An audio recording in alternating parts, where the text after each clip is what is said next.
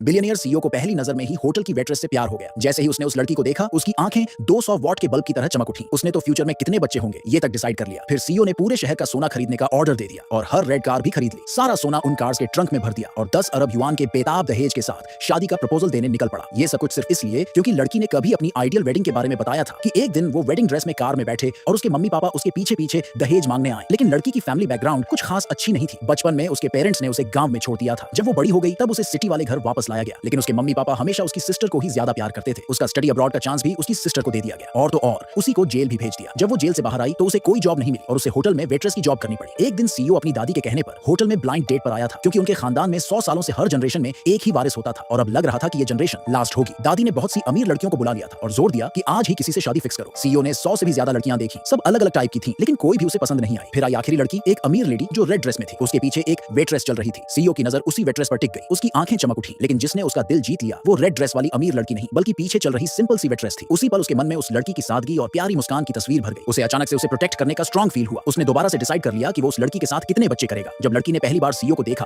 तो वो उसकी हैंडसम पर्सनालिटी से इंप्रेस हो गई, लेकिन साथ ही उसे लगा कि वो उसके लायक नहीं है। उसे लगा कि उनकी लाइफ में कभी कोई कनेक्शन नहीं होगा। तभी उसकी सिस्टर आई और अपने बारे में बोलने लगी। उसने कहा कि वो हार्वर्ड यूनिवर्सिटी से ग्रेजुएट है और वो तो स्टूडेंट बॉडी प्रेसिडेंट भी रही है। सीईओ ने लड़की की बहन को बिल्कुल भी ध्यान नहीं दिया, बल्कि सीधे उस लड़की से खुद को इंट्रोड्यूस किया। फिर उसने लड़की से कहा कि उसे चाय पकड़ाए। उसने बस चाय को सूंघा और महसूस किया कि कुछ गड़बड़ है, लेकिन क्योंकि वो चाय लड़की ने दी थी उसने फिर भी पी ली। लड़की की बहन अंदर से बहुत खुश हो गई, क्योंकि उसने पहले ही उस चाय में कुछ मिला दिया था। उसका प्लान था कि वो इस घटिया तरीके से सीईओ की वाइफ बन जाए, लेकिन उल्टा उसे सीईओ ने वहां से भगा दिया। ये देखकर वो बहुत गुस्से में आ गई। जब उसने देखा कि लड़की झाड़ू लगा रही है तो उसने प्लान बनाया कि होटल मैनेजर से उसे सबक सिखवाए और अपना गुस्सा निकाले। लड़की डर कर भाग रही थी और गलती से सीईओ के रूम में घुस गई और इसी तरह उनके बीच काम 25 हो गया। अगली सुबह जब सीईओ ने लड़की को चैन से सोते देखा तो उसका मन किया कि उसे किस करे, लेकिन क्योंकि उसे एक अर्जेंट बिजनेस मीटिंग में जाना था और वो लड़की का उठने का वेट नहीं कर सकता था, उसने अपना फोन नंबर लड़की के हाथ पर लिख दिया। जब लड़की उठी उसे टेम्परेरी अमनेशिया हो गया था। उसे न तो रात को क्या हुआ याद था, न उस आदमी का चेहरा याद था। वो कमरे से बाहर निकली एकदम कंफ्यूज और शॉक में। उसकी वो वेट्रेस वाली जॉब भी चली गई जो उसे मुश्किल से मिली थी और उसके मम्मी पापा ने भी उसे रिजेक्ट कर दिया। उस टाइम उसे लगा कि उसकी लाइफ तो एकदम बर्बाद हो गई है। ना रहने की जगह, ना पैसे, भूख लगी हुई थी और बहुत दुखी थी। उसके पास इतने कम पैसे थे कि एक मीट वाला बन भी नहीं खरीद सकती थी। उसने फोन में बैलेंस देखा तो बस 3 सिंपल बंस के ही पैसे थे। वो बंस इतने बुरे थे कि डॉग्स भी ना खाएं, लेकिन फिर भी उसने जमीन से वो बंस उठाए और खा लिए। अब उसे खुद को संभालना था, क्योंकि उसकी दादी ने उसके लिए कुछ इनहेरिटेंस छोड़ा था। जब वो घर लौटी और देखा कि उसके मम्मी पापा अपनी छोटी बेटी के साथ हैप्पी फैमिली वाला सीन जी रहे हैं तो उसे बहुत जलन हुई। फिर उसने अपना मुंह खोला और कहा कि दादी की प्रॉपर्टी का जो हिस्सा उसके नाम है वो दे दो, लेकिन उसके पेरेंट्स ने मना कर दिया। उल्टा उसे एक रिच फैमिली के लड़के से $1 लाख में शादी कराने का प्लान बना लिया। उधर सीईओ के असिस्टेंट की इन्वेस्टिगेशन में पता चला